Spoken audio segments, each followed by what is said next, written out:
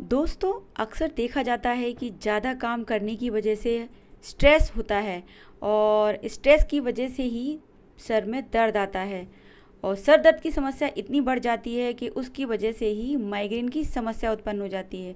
Migraine होता है आधे सिर में दर्द, कभी लेफ़्ट साइड होता है, कभी राइट साइड होता है।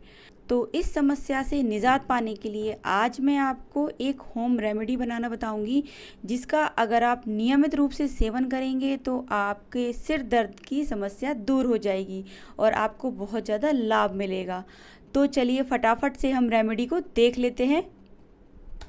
तो रेसिपी शुरू करने से पहले आप लोगों से मेरी एक रिक्वेस्ट है, अगर आप मेरे चैनल पे नए हैं, वीडियोस को पहली बार देख रहे हैं तो चैनल को सब्सक्राइब कर लीजिए और साथ ही साथ बेल बटन को भी दबा दीजिए, जिससे आने वाली रेसिपी का नोटिफिकेशन आप लोगों से मिस ना हो। तो चलिए आज की स्पेशल रेसिपी को बनाना शुरू करते हैं।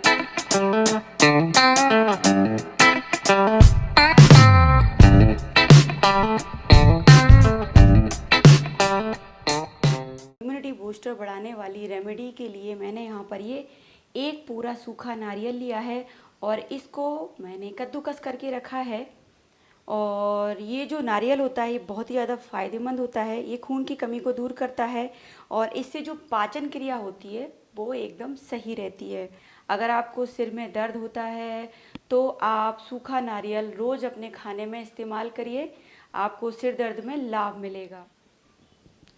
साथ ही साथ मैंने 2 कप मखाने लिए हैं, इनको फॉक्स नट्स भी बोलते हैं। अगर आपको स्ट्रेस है यानी आप तनाव से जूझ रहे हैं तो आप रोज़ मखाना खा लीजिए, आपको उससे लाभ मिलेगा। ये है यहाँ पर आधा कप अखरोट। अखरोट दोस्तों बहुत ज़्यादा फ़ायदेमंद होता है। अखरोट को अगर आप भिगा के खाएंगे तो आपको बहुत ज़्यादा फ़ायदा मिलेगा और दिमाग के लिए ये एकदम रामबाण है।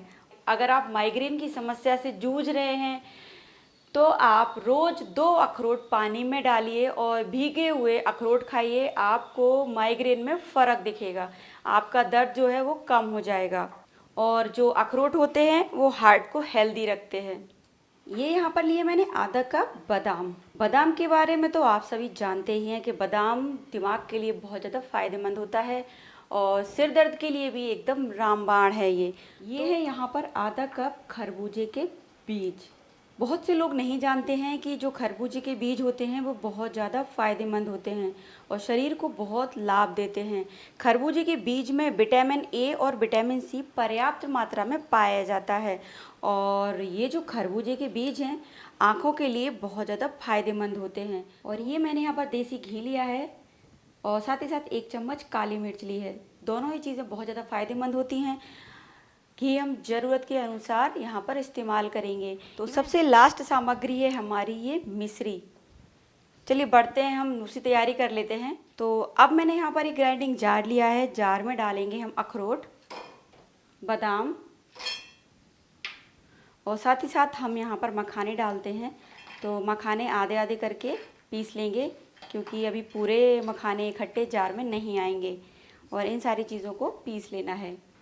तो ये यहाँ पर सारी चीज़ें अच्छे से पिस गई हैं और आप देख सकते हैं कि ये बहुत ज़्यादा महीन मैंने इनको नहीं पीसा है, यानी मैंने इनको बहुत ज़्यादा बारीक नहीं किया है, थोड़ा सा इनको मोटा मोटा रखा है।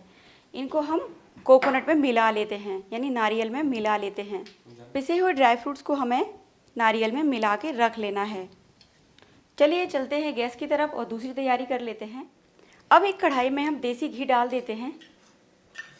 तो ये 4 चम्मच मैंने देसी घी इसमें ऐड कर दिया है और घी को अच्छे से गरम कर लेना है।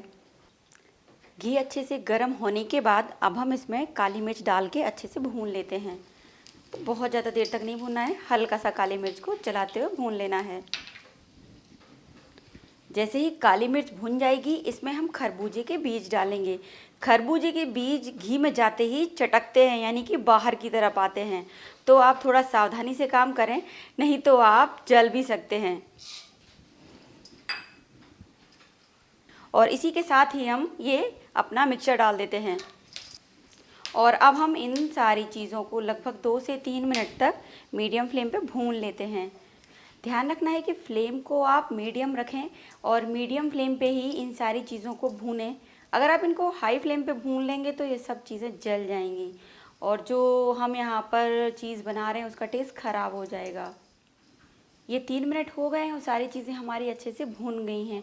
और आप यहाँ देख भी सकते हैं कि जो हमने ड्राई फ्रूट्स इसमें ऐड करे हैं उनका कलर भी चेंज हो गया है और जो कोकोनट है वो भी अच्छे से भून गया है। अगर इसको ज़्यादा भून देंगे तो ये जल जाएगा, तो बस हमें इससे ज़्यादा इसको नहीं भूनना है। फ्लेम को बंद करके सारी चीज़ों को अलग से एक बाउल में निकाल के रख लेते हैं। तो अब हम इसी कढ़ाई का इस्तेमाल करेंगे। कढ़ाई में मिश्री डाल देते हैं और जिस कप से हमने मिश्री का मेज़रमेंट किया है उसी कप से इसमें आधा कप पानी ऐड करेंगे। फ्लेम को हम हाई करके मिश्री को अच्छे से मेल्ट करेंगे। तो हम यहाँ पर कोई तार वाली चाशनी नहीं तैयार करेंगे, हल्की सी चिपचिपी सी चाशनी तैयार करेंगे। जिस तरीके की शहद होती है उसी तरीके की हम चाशनी बनाएंगे। ध्यान रखेंगे कि तार वाली चाशनी नहीं बनाएंगे। तो मिश्री यहाँ पर हमारी घुल गई है, पूरे 5 मिनट लगे हैं इसको घुलने में। थोड़ा चेक कर लेते हैं। ये देखिए, ये चिपचिपी सी चाशनी बन गई है। बस हमें कोई तार वाली चाशनी नहीं तैयार करनी है, इस तरीके की चाशनी करनी है कि हम अंगूठे और उंगली की मदद से दबाएं तो ये चिपचिपी सी हो जाए। फ्लेम को बंद करेंगे और इसमें डाल देते हैं अपना तैयार किया हुआ यानी भुना हुआ मिक्सचर और अच्छे से मिला लेते हैं। तो सारी चीज़ें यहाँ पर हमारी शुगर सिरप में अच्छे से मिल गई हैं, यानी चाशनी में अच्छे से मिक्स हो गई हैं। चलिए अब हम फटाफट से इसको जमा लेते हैं। हम वेट बिल्कुल नहीं करेंगे, अगर हम वेट कर लेंगे तो ये सारी चीज़ें थोड़ी सी टाइट होना स्टार्ट हो जाएंगी, यानी कड़क होना स्टार्ट हो जाएंगी। तो हम फटाफट से इसको जमा लेते हैं। तो बर्फ़ी को जमाने के लिए मैंने यहाँ पर बर्फ़ी वाली टिन ली है। आप किसी भी गहरी प्लेट का इस्तेमाल कर सकते हैं। इसमें हम मिक्सचर डाल देते हैं।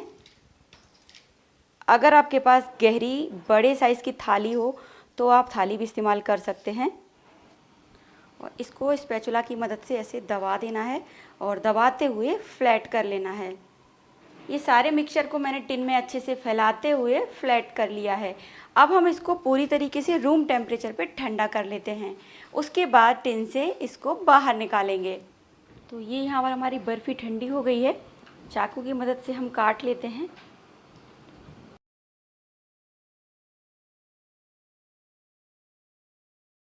कितनी बढ़िया यहाँ पर ये बर्फ़ी बनी है और आप देख सकते हैं बहुत ही अच्छे से ये ट्रे से बाहर निकल आई है। इस बर्फ़ी को आप एक एयरटाइट कंटेनर में स्टोर करके रखें। इसको आपको फ्रिज में नहीं रखना है, बाहर ही ऐसे रूम टेम्परेचर पे रख लेना है। ये देखिए कितनी ज़्यादा ये सॉफ्ट है और बहुत ही बढ़िया यहाँ पर बर्फ़ी बनी है। दोस्तों, अगर आप माइग्रेन की समस्या से जूझ रहे हैं, यानी आपके सिर में दर्द होता है और आप बहुत ज़्यादा परेशान हैं, तो एक बार इस रेसिपी को बनाकर ज़रूर ट्राई करें। और बनाने के बाद इसको आप 1 से 2 महीने खाएं। 2 महीने में आपको फ़र्क दिखेगा, आपका दर्द सिर का कम हो जाएगा और आपको बहुत ही ज़्यादा लाभ मिलेगा। आशा करती हूँ दोस्तों कि आपको मेरी आज की ये रेसिपी पसंद आई होगी। तो इसको आप अपने घर में एक बार ज़रूर बनाएं और बनाने के बाद अपना फीडबैक नीचे कमेंट बॉक्स में जाकर ज़रूर शेयर करें। इसी तरीके से मेरे साथ जुड़े रहिए, अपना सपोर्ट बनाए रखिए। मिलेंगे अगली नई रेसिपी में, तब तक के लिए अपना ध्यान रखिए, अपने परिवार का ध्यान रखिए। नमस्ते।